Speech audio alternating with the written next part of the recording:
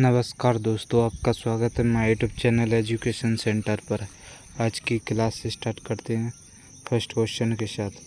निम्न में से किस दिन विश्व पर्यावरण स्वास्थ्य दिवस मनाया जाता है? 23 सितंबर, 24 सितंबर, 25 सितंबर या 26 सितंबर? इसका राइट आंसर है ऑप्शन नंबर डी, 26 सितंबर। पृथ्वी विश्व पर्यावरण स्वास्थ्य दिवस निकला। 26 सितंबर को हर साल विश्व पर्यावरणीय स्वास्थ्य दिवस मनाया जाता है। विश्व पर्यावरण स्वास्थ्य दिवस 2024 की थीम में स्वास्थ्य भविष्य के लिए स्वास्थ्य वातावरण। विश्व पर्यावरण स्वास्थ्य दिवस अंतर्राष्ट्रीय पर्यावरण स्वास्थ्य महासंघ की एक पहल है। इस दिवस का उद्देश्य पर्यावरण स्वास्थ्य मुद्दों के बारे में जागरूकता बढ़ाना और पर्यावरण में सुधार के लिए देशों के बीच सहयोग बढ़ावा देना है। अगला, विश्व पर्यावरणीय स्वास्थ्य दिवस की स्थापना 2011 में पर्यावरणीय स्वास्थ्य के महत्व के बारे में जागरूकता बढ़ाने और पर्यावरणीय खतरों से मानव स्वास्थ्य की रक्षा के लिए कार्यों को बढ़ावा देने के लिए अंतर्राष्ट्रीय पर्यावरण स्वास्थ्य महासंघ द्वारा की गई थी। अगला,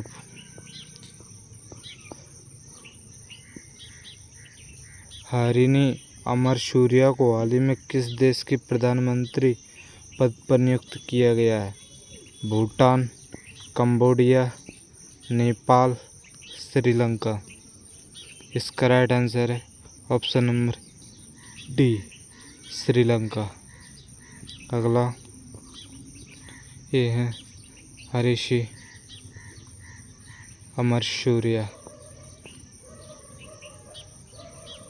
हाल ही में हरिनी अमरसूरिया को श्रीलंका की नई प्रधानमंत्री के रूप में चुना गया। उन्होंने श्रीलंका के 16वें प्रधानमंत्री के रूप में पदभार संभाला है।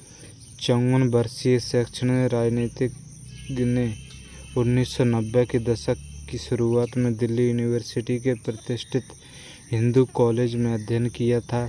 हरिनी अमरसूरिया 2000 में श्री मावो भंडारनायके के बाद यह पद संभालने वाली पहली महिला भी हैं।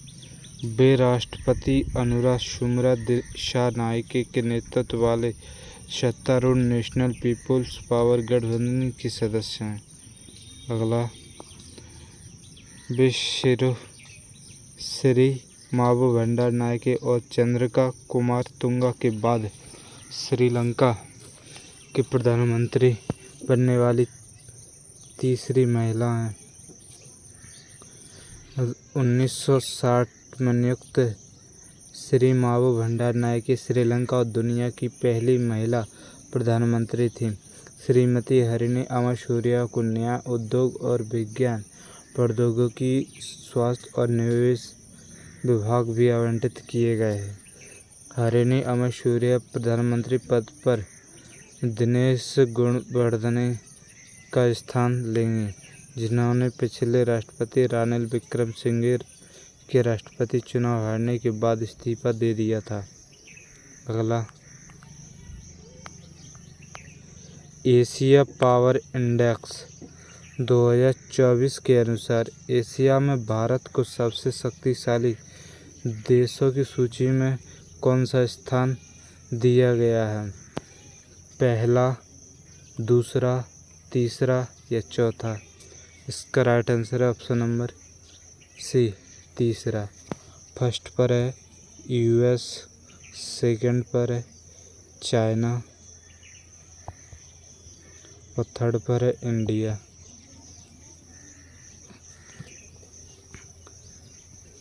अगला, एशिया पावर इंडेक्स 2024 के अनुसार भारत एशिया का तीसरा सबसे शक्तिशाली देश बन गया है।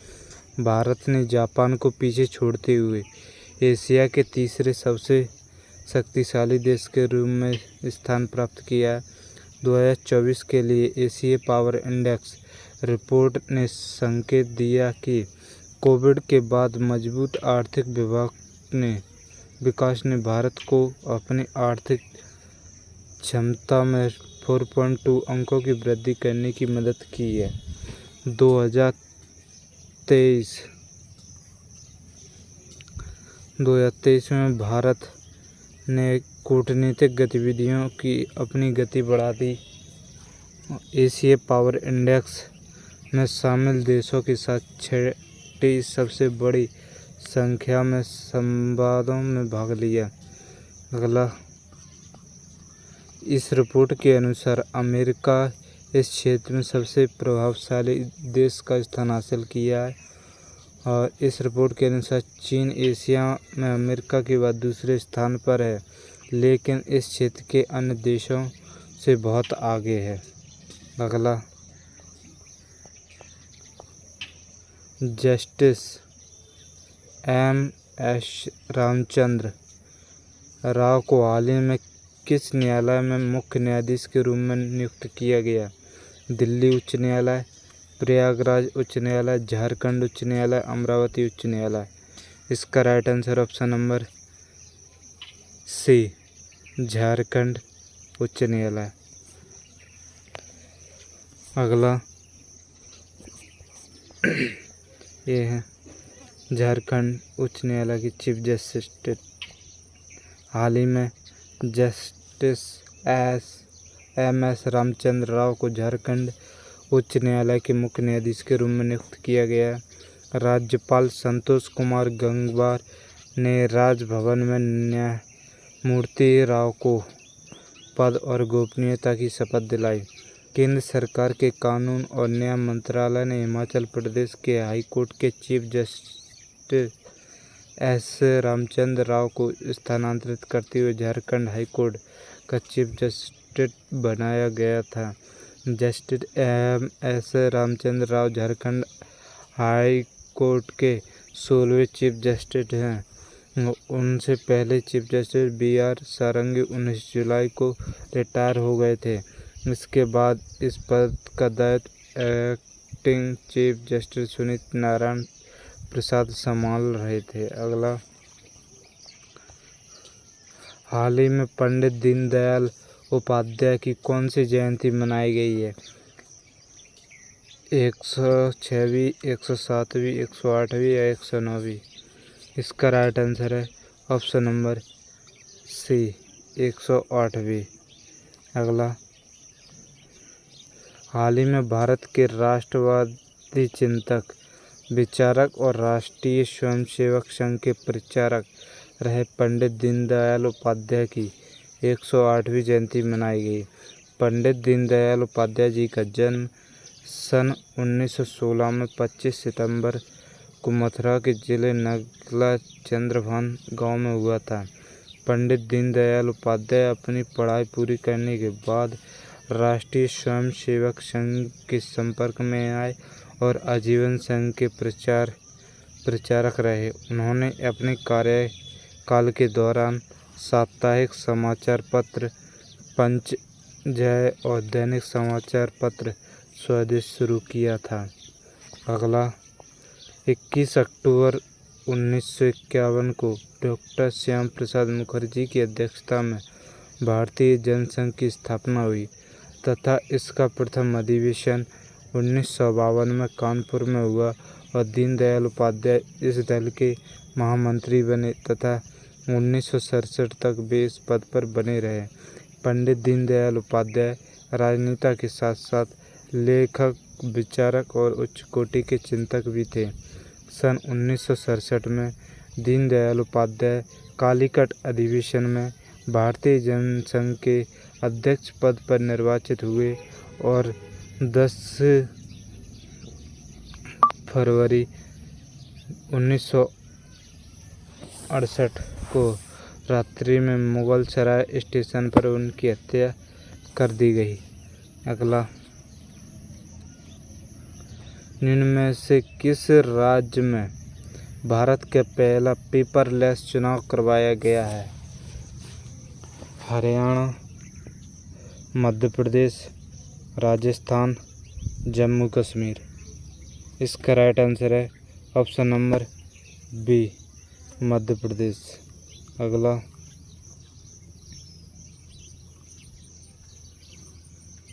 मध्य प्रदेश राज्य चुनाव आयोग ने भारत में पहली बार पेपरलेस मतदान प्रक्रिया आयोजित की है। इसे भोपाल में बरसैया तहसील के रतुआ रतनपुर गांव में सरपंच पद के लिए हुए पंचायत उपचुनाव के दौरान पायलट प्रोजेक्ट के तौर पर लागू किया गया था। इसमें 84% मतदान हुआ था। इस प्रक्रिया का उद्देश्य मतदान प्रक्रिया के मैनुअल हिस्सों को कंप्यूटरीकृत करना है, जो पहले कागज पर दिए जाते थे। नई प्रणाली मतदाता पहचान के लिए अंगूठे के निशान और इलेक्ट्रॉनिक हस्ताक्षर का उपयोग करती है, प्रामाणिकता सुनिश्चित करती है और प्रॉक्सी वोटिंग को खत्म करती है। अगला, पेपरलेस चुनावों के लाभों में वास्तविक समय में डेटा निर्माण, अधिक सटीकता, कम मानव संसाधनों की आवश्यकता, बेहतर पारदर्शिता और सुचारू चुनाव प्रक्रिया शामिल है। मतदान प्रतिशत और मतपत्र लेखा जोखा भी ऑनलाइन किया गया था। मतदान प्रतिशत अभी प्लेटफार्मों पर हर 2 घंटे में ऑनलाइन प्राप्त किया गया था। मतदान के बाद मतपत्र खाते इलेक्ट्रॉनिक मेल, ईमेल के माध्यम से उम्मीदवारों और मतदान एजेंटों को भेजे जाते हैं। अगला, निम्न में से किसे नेशनल क्राइम रिकॉर्ड ब्यूरो का डायरेक्टर के रूप में नियुक्त किया गया है?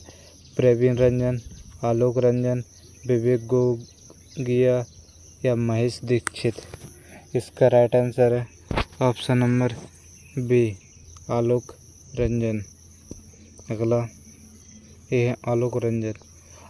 मध्य प्रदेश कैडर के 1919 बैच के IPS अधिकारी आलोक रंजन को national crime record bureau NCRB का डायरेक्टर नियुक्त किया गया है।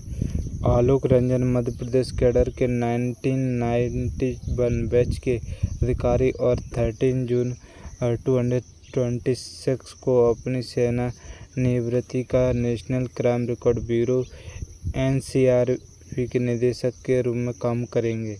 उन्होंने इस पद पर विवेक गोगिया के स्थान पर चुना गया, जिन्हें AGMUT कैडर में वापस भेज दिया गया है।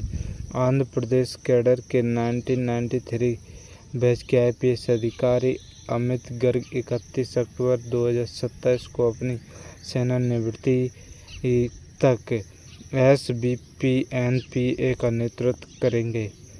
अगला, उनके अतिरिक्त मंत्रिमंडल की नियुक्ति समिति ने 1993 बैच के 4 अधिकारियों ऋतिक रुद्र हिमाचल प्रदेश कैडर, महेश दीक्षित आंध्र प्रदेश कैडर, प्रवीण कुमार पश्चिम बंगाल कैडर और अरविंद कुमार बिहार कैडर को इंटेलिजेंस ब्यूरो IB में विशेष निदेशक नियुक्त किया गया है, जो पहले अतिरिक्त निदेशक के रूप में कार्य कर चुके हैं। अगला, हाल ही में गोवा समुद्री संगोष्ठी के कौन से संस्करण का आयोजन किया गया है? दूसरे, तीसरे, चौथे या 5वें? इसका राइट आंसर है ऑप्शन नंबर ए, दूसरे। इसका right answer option number D, 5वें। अगला, भारतीय नौसेना द्वारा 23-24 सितंबर तक गोवा के नौसेना युद्ध महाविद्यालय के संरक्षण में गोवा समुद्री संगोष्ठी GMS 2024 के 5वें संस्करण की मेजबानी की गई। नवनिर्मित चोला भवन में आयोजित इस संगोष्ठी की थीम IOR में आम समुद्री सुरक्षा चुनौतियों, अवैध, अप्रतिबंधित और अनियमित IUU मछली पकड़ने और अन्य अवैध समुद्री गतिविधियों जैसे गतिशील खतरों को कम करने के लिए प्रयासों की प्रगतिशील रेखाएं थी। इसका उद्देश्य सरकारी उपायों और सूचना साझाकरण तंत्र के माध्यम से क्षेत्रीय सुरक्षा को बढ़ाना था। अगला, इस संगोष्ठी में 14 IOR तटीय देशों ने नौसेना प्रतिनिधि, आमतौर पर कैप्टन या कमांडर रैंक के शामिल हुए।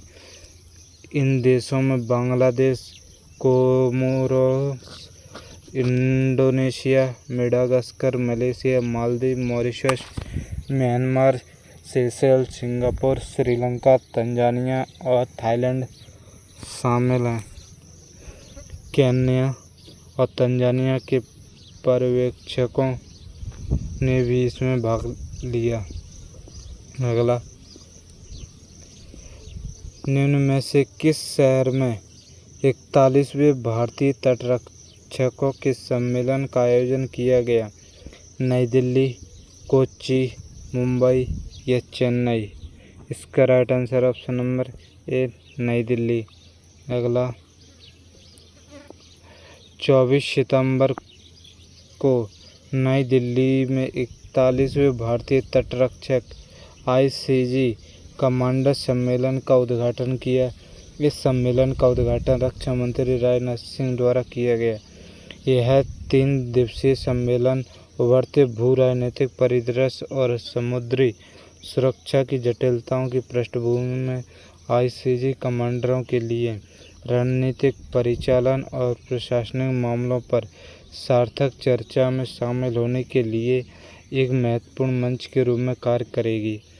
इस सम्मेलन में अतिरिक्त महानिदेशक S परमेश सहित वरिष्ठ ICG अधिकारियों के साथ राष्ट्रीय समुद्री सुरक्षा मामलों पर चर्चा की गई। अगला, JK लक्ष्मी सीमेंट ने निम्न में से किसे अपना ब्रांड एम्बेसडर नियुक्त किया है? रोहित शर्मा, विराट कोहली, नीरज चोपड़ा या टाइगर श्रॉफ? इसका राइट आंसर है ऑप्शन नंबर ए, रोहित शर्मा। अगला, यह रोहित शर्मा। JK लक्ष्मी सीमेंट ने भारतीय क्रिकेट टीम के कप्तान रोहित शर्मा को अपने ब्रांड एम्बेसडर के रूप में नियुक्त किया है। JK लक्ष्मी सीमेंट और रोहित शर्मा के बीच यह पार्टनरशिप लगातार 5वें साल की गई। इस नए सहयोग से उन्हें विज्ञापन अभियानों, ब्रांड एक्टिवेशन और प्रचार गतिविधियों में दिखाया जाएगा, जिससे भारत भर में JK लक्ष्मी सीमेंट की दृश्यता बढ़ेगी। JK लक्ष्मी के अध्यक्ष निदेशक अरुण शुक्ला ने इस साझेदारी के महत्व पर जोर दिया और शर्मा की उपलब्धियों लोकप्रियता महत्वपूर्ण बताया। अगला, JK लक्ष्मी सीमेंट के अलावा रोहित शर्मा ट्रू एलिमेंट्स से ओरल बी और मैक्स लाइफ इंश्योरेंस के साथ भी जुड़े हुए हैं, जो उनकी महत्वपूर्ण उपयोगिता को दर्शाता है। अगला,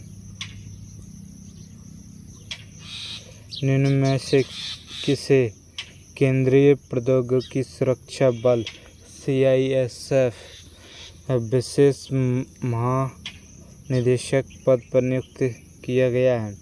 प्रवीण रंजन, सुमित त्यागी, पंकज देसाई, अंकिता शर्मा? इसका right answer option number A, Praveen Ranjan. अगला, हाल ही में प्रवीण रंजन को केंद्रीय औद्योगिक सुरक्षा बल में विशेष महानिदेशक नियुक्त किया गया है। प्रवीण रंजन 1993 बैच के IPS अधिकारी हैं और उन्हें इस पद पर 2 साल के कार्यकाल के लिए नियुक्त किया गया है। इसके अलावा विपुल कुमार को 31 अगस्त 2028 तक CRPF में विशेष महानिदेशक नियुक्त किया गया है, जबकि R प्रसाद मीना को 31 जुलाई 2025 तक सीमा सुरक्षा बल BSF में विशेष महानिदेशक के रूप में चुना गया है। अगला, निम्न में से किस दिन अंत्योदय दिवस मनाया जाता है? 23 सितंबर, 24 सितंबर, 25 सितंबर या 26 सितंबर? इसका राइट आंसर है ऑप्शन नंबर C, 25 सितंबर। अगला, अंत्योदय दिवस। अंत्योदय दिवस हर साल 25 सितंबर को मनाया जाता है। यह भारतीय समाज में गरीबों और वंचितों के उत्थान के प्रति समर्पण को दर्शाता है। अंत्योदय का अर्थ है अंतिम व्यक्ति का उदय, अर्थात समाज के सबसे गरीब और पिछड़े व्यक्ति को समाज की मुख्य धारा में लाना है। यह दिवस महान समाज सुधारक और भारतीय जनसंघ के संस्थापक पंडित दीनदयाल उपाध्याय से जुड़ा हुआ है, जिन्होंने अंत्योदय के विचार को अपने जीवन का प्रमुख लक्ष्य बनाया था। अगला, अंत्योदय दिवस पंडित दीनदयाल उपाध्याय के विचारों से समाज को जागरूक कराने के उद्देश्य से अंत्योदय मनाया जाता है।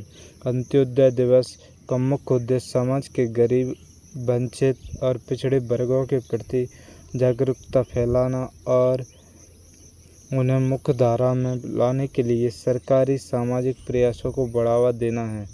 यह दिवस हमें याद दिलाता है कि देश का वास्तविक विकास तभी संभव है जब समाज के हर वर्ग को समान अवसर मिले। अगला, रूस और किस देश के बीच नॉर्थ जॉइंट 2024 नामक सैन्य अभ्यास शुरू किया गया है? चीन, बेलारूस, उत्तर कोरिया या ईरान? इसका right answer option number A, चीन। अगला, रूस और चीन के बीच नॉर्थ जॉइंट 2024 नामक सैन्य अभ्यास किया गया। चीन और रूस जापान सागर और ओखोटस्क सागर में संयुक्त नौसैनिक और हवाई अभ्यास करेंगे। इसके साथ ही दोनों देश प्रशांत क्षेत्र में भी संयुक्त समुद्री गश्त करेंगे। यह संयुक्त रूसी चीनी नौसैनिक अभ्यास शुरू कर रहा है, जिसमें विमान रोधी और पनडुब्बी रोधी हथियार शामिल होंगे।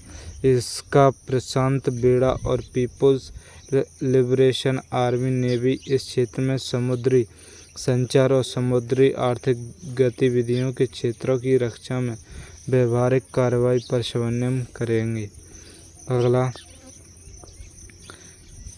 चीन के रक्षा मंत्रालय ने कहा है कि उनकी नौसेना और वायुसेनाएं भी जापान सागर और ओखोटस्क सागर के आसपास आसमान में रूस के साथ उत्तर संयुक्त 2024 अभ्यास में भाग लेंगे। रूसी बड़े पनडुब्बी रोधी ध्वंसक एडमिरल पेंटेलेव और एडमिरल ट्रिस्टिव के साथ साथ कॉर्वेट MPK 82 और MPK 107 अभ्यास में भाग लेने वाले युद्धपोतों में शामिल थे। चीन का प्रतिनिधित्व विध्वंसक पोत सिंह और बूसी फ्रिगेलियन और एकीकृत आपूर्ति पोत ताऊ ने किया। अगला,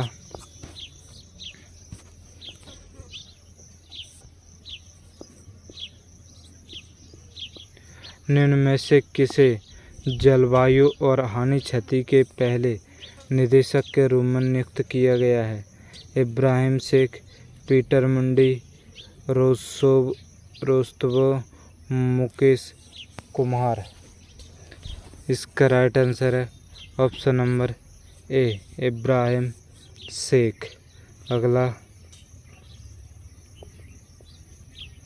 इब्राहिम शेख डियोंग को हाल ही में वैश्विक जलवायु हानि और क्षति कोष का प्रथम निदेशक नियुक्त किया गया है। इससे जलवायु संबंधी आपदाओं से पीड़ित देशों की सहायता करने और COP28 के दौरान की गई $800 मिलियन की प्रतिबद्धता को कार्यान्वित करने के लिए डिज़ाइन किया गया है। जलवायु परिवर्तन पर संयुक्त राष्ट्र फ्रेमवर्क कन्वेंशन के तहत 2022 में बनाया गया यह कोष विश्व बैंक द्वारा प्रशासित है और विकासशील देशों के लिए एक महत्वपूर्ण जीत का प्रतिनिधित्व करता है। अगला, यह लंबे समय से जलवायु आपदाओं के खिलाफ समर्थन के लिए दबाव डाल रहे हैं। अमीर देशों ने इस कोष का विरोध किया था। उन्हें डर था कि इससे उनके ग्रीनहाउस गैस उत्सर्जन के लिए मुआवजे की मांग बढ़ जाएगी। संयुक्त राष्ट्र जलवायु वार्ता में नुकसान और क्षति के लिए वित्तपोषण एक अत्यधिक विवादास्पद मुद्दा रहा है, खासकर विकसित और विकासशील देशों के बीच। अगला, प्रत्याशा रे किस खेल से संबंधित है जिन्हें एकलव्य पुरस्कार 2024 से सम्मानित किया गया है? तैराकी, बैडमिंटन, टेनिस, हॉकी। इसका राइट आंसर ऑप्शन नंबर ए तैराकी।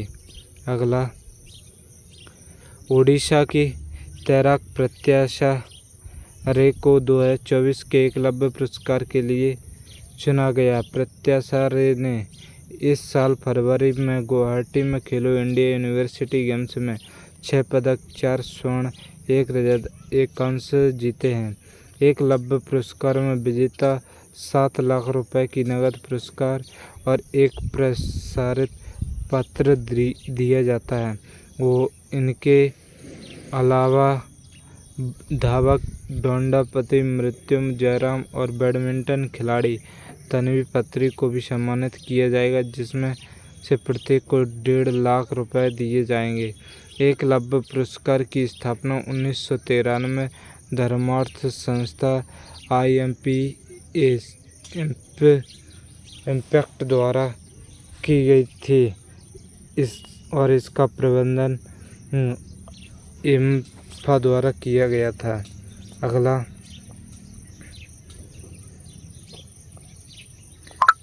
अप्रैल-मई 2024 के करंट अफेयर रिवीजन।